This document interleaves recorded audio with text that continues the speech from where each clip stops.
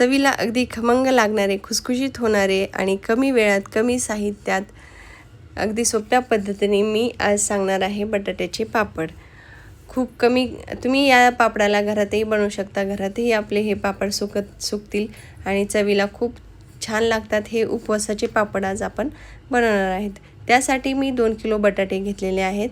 त्याला स्वच्छ धुवून घेतले आहेत आणि त्यानंतर कुकरमध्ये शिजवण्यासाठी टाकले। कुकरला 3 शिट्ट्या येऊ द्यायच्या। त्या तुम्ही पाहू शकता बटाटा किती छान पद्धतीने शिजलेला आहे। त्यानंतर त्याचे साल काढून घ्या।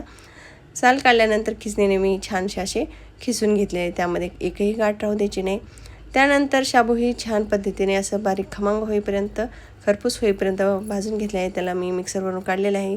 त्यामध्ये मीठ, त्यानंतर लाल मिरच्याचं मी तिखट केलेलं आहे। त्यामध्ये बटाटा घालून मस्त असं मळून घेतलेलं आहे। त्याचे छान असे गोल गोल गोळे करून घ्यायचे आणि तुम्ही याला हातानेही पसरू शकता अगदी गोल गोल, किंवा बेलण्याच्या सहाय्याने ह्याला लाटूही शकता।